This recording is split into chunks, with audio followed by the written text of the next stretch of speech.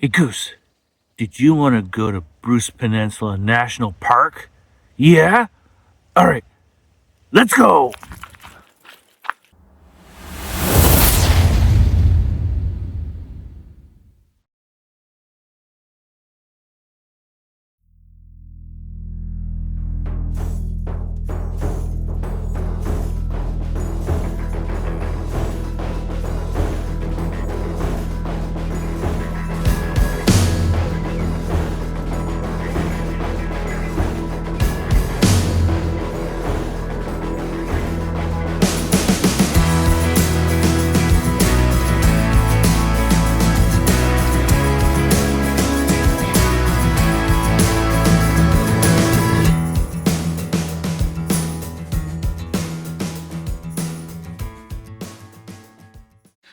All right, so we just arrived to the check-in point for Bruce Peninsula.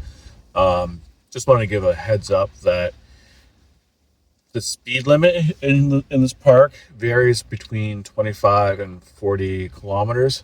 The our Google Maps was showing 80 clicks, so just be aware of the speed limit in here and don't rely on your GPS. Always follow the park rules. Okay, so we just pulled in. We are in Site 10 in Poplars. Now, if you are looking online, they describe the site as a Y. You can see here's the one side. I will warn that I'm not sure what happened to the other side of the Y, but there is no other side of the Y, so the website is a little misleading.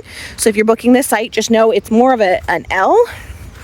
So there's the drive in, and then off to the side here. But we are going to get set up so that we can chill out and enjoy a campfire. Let's get going. All right, we are all set up. Campsite tour. John is putting ice in the cooler. Say hi, John. Hi. We have one picnic table here with our water jug. Our Kuma tent is set up. This is the Kuma Bear Den 5, I believe it's called. It's the same tent we used last year. We're using it again this season. And this season, once again, we are going with the cots for sleeping. We loved not having to worry about air mattresses, losing air at night. So we have John's spot, Willow's spot, my spot, and, okay, let's be honest, Lucifer's spot, because he's just going to snuggle me. Normally we have a cat there in the middle, but it's just us and the dogs this time. So we actually have kind of, a lot of room, which is a nice change. Looking over here, we have the pens set up. Now there is a pretty clear view of the road here on Site 10. So we just put they're just Dollarama tarps. We bring them along just for this purpose because it blocks their view. And as long as you take away that view for an anxious dog like Lucifer, it makes all the difference. In here, we've got Miss Willow, our big lug, and little man Lucifer. And he's already got his ball down there. He was playing ball. And our Kuma gazebo, the Bear Den gazebo. We absolutely love our gazebo. This is, geez, how many years now, John? 5 years? Something like that. And it's set up with the privacy panels just so that it blocks that road as well. And of course our Kuma chairs. I swear this is not sponsored by Kuma. We just really love their gear. And a table set up to hang out in the middle. Willow's mat there by the fire. Lucifer's under the table because for some reason that is his favorite spot to be. I don't ask questions. What this little face wants, this little face gets.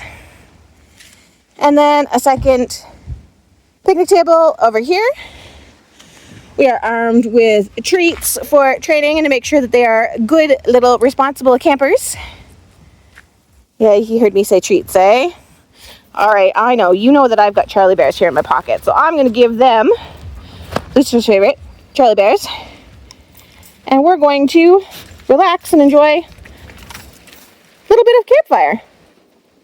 All right, it is bright and early. We got up at 6 a.m. so that we could head out and check out the grotto at a time where it's a little less busy for these two. So we're going to take you guys.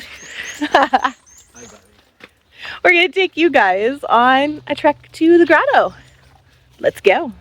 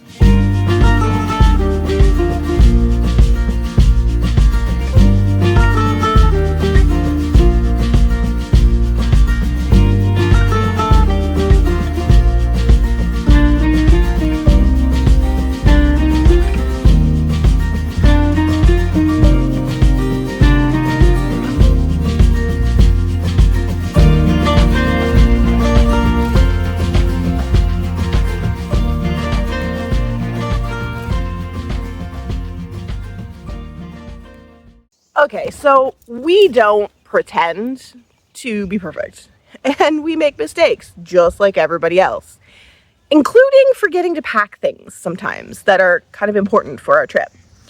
We got back from hiking to the grotto, and I was like, oh, it's the perfect time to just lounge in my hammock and, cuddle goose and take a nap.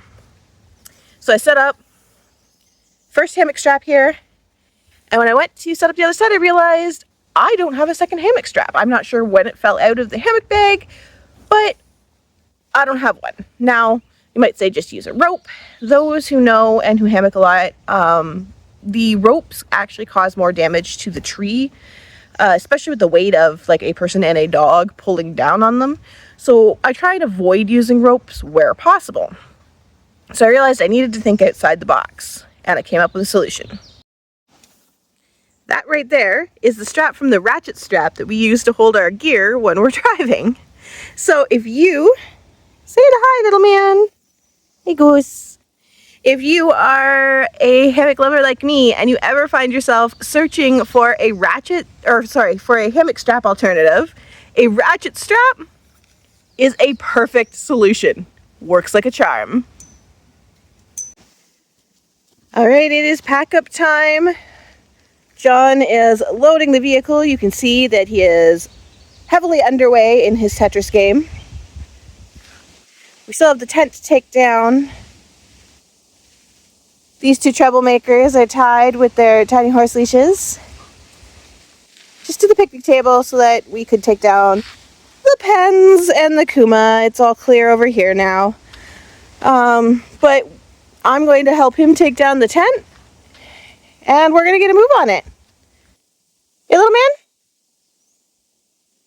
Willow's over there on squirrel patrol.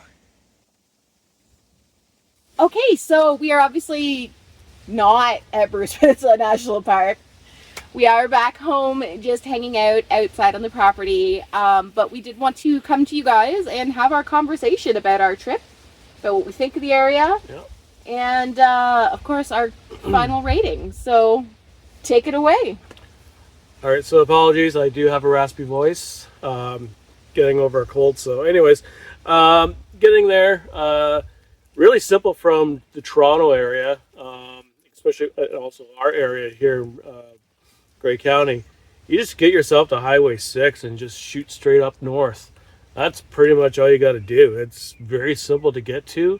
Also, just to be aware of people coming out of town, is that there's no gas stations in Wyerton, and the seasonal gas station in Tobermory is not open either. So there is one gas station after Wyerton, but It's best to fuel up first. best to fill up first. I mean, obviously we're from the Owen Sound area, so we've topped up in Owen Sound, right? But just a heads up on that about the fuel stations.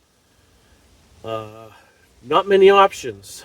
It'd suck to get like almost all the way there or Yeah. all the way there and then run out of gas. Yeah. Put a little bit of a damper on your trip. Yeah, yeah. So camping, you saw in our video, we stayed at Cyprus Lake Campground, which is the campground at Bruce Peninsula National Park. That is the car camping campground. It's split into 3 different campgrounds within it. There is Tamaracks, which is a much more rustic, like woodsy feel. There's Birches, which is your big electrical. It's got the drive-through sites, more accommodating of larger trailers, because like in Tamaracks, some of the roads are narrower and harder to navigate, whereas Birches is designed more for trailer camping. And then Poplars, which is the one where we stayed, is the closest to the Grotto. So if you're planning to hike into the Grotto, it puts you that step closer than the other campgrounds. Cyprus Lake Campground isn't the only option though. If you're interested in something else, there are yurts, so you can go yurt camping for the roofed accommodations, a bit of a glamping experience. Or there's backcountry camping that you can hike into and enjoy some sites that are beautiful water views right by them, nice private rustic backcountry sites. So those are also both options to consider. All right, and firewood. One of everybody's favorite topic, I guess. Especially ours.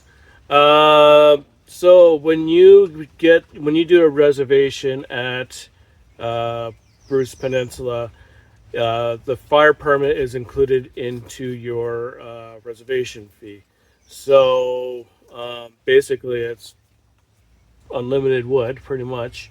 So yeah, day use area is not allowed to get into that part of the park there. Obviously you just can't get a day use and then just haul up for winter. But yeah, the firewood, it actually burned pretty well. Pretty well. It wasn't the best, it wasn't the worst, but it took minimal effort to get going. Yeah, it was a lighter wood, so it was easy to start, but it didn't burn as long. It burned quickly. Yeah. And although I guess when you have unlimited access to wood, you don't worry about that it's burning a little too quickly. Yeah, I did fill up our trunk of our vehicle up each day, but it was just, I mean, we went through it.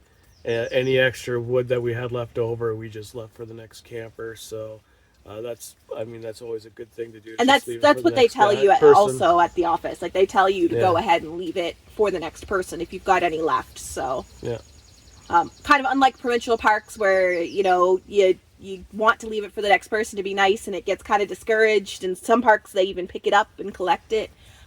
Here they actually tell you to leave it for the next person, so you might get to your site and you don't even have to haul wood for that very first fire of your trip. Yeah. Hiking. This is one of the big reasons people visit Bruce Peninsula National Park, and for good reason. There are several popular trails. I'm not going to list them all. You can go onto their website. It's included in the description and check them all out. But we're going to touch on just a couple. We took the Georgian Bay Trail from Cyprus Lake Campground to Indian Head Cove and then to the Grotto. And that is probably the most popular trail that's there, just because the Grotto is like, that's the first thing that comes to mind when people think of Bruce Peninsula. Yeah. The trail itself is fairly easygoing trail for the majority of it. It comes from the campground all the way to the Grotto, or if you aren't camping or you want to have a shorter trip, you can book a parking spot, and they are in set time blocks, and that cuts a lot of the hiking off because the parking lot is a lot closer to the Grotto. I will warn, if you are hiking in and you have a senior dog or a dog with some sort of mobility concerns, or if you have some sort of mobility concerns, The trail is good all the way to Indian Head Cove. Really easy, anybody could do it. You can get the views of Indian Head Cove. But the last little bit getting into the grotto is a lot rockier. It's a lot more to navigate, especially if somebody wants to get down actually into the grotto for swimming and whatnot. I know there was even one rock that Lucifer actually kind of stopped, and because he's only 30 pounds, he's a fairly small dog, so he stopped and he let out a whine, and when I walked over, he hopped in my arms and let me lift him down. So if you are heading in and you do have any of those concerns, you can definitely go and still enjoy the views of Indian Head Cove, which are absolutely gorgeous. I'll have John put a photo right here. But it is a stunning spot, and it's still a great opportunity. Even like we were talking about how Dav could have done it near the end when she was like 15 years old and moving a lot slower, and she still could have managed hiking in that far. So it's definitely an accessible option. But the grotto itself is not going to work for everybody. So just something to take into consideration when you're making your plans. There are also easier trails if that is your concern. So Little Dunes Lookout and Cyprus Lake Trail are both rated easy. So that can give you some options if, mobility is a concern, or if you're newer to hiking and you're just not confident enough for a moderate or difficult trail. But I would say, honestly, the Dredge Trail, as far as Indian Head Cove, I would rate that as pretty simple. All right, boating. So there are no motorboats allowed on Cyprus Lake. Just a heads up there, but it is very popular for canoeing and kayaking. Oh, yeah. And there's also boat wash stations. So when you bring your boats out, or you bring your canoe and kayak out, you can give them a good old rinse there, just so you're not bringing like anything invasive. Yeah, it's a power wash station, so you can power wash off any invasive species versus carrying them to other areas or carrying them into the grotto, because that could decimate the whole ecosystem there. Yep.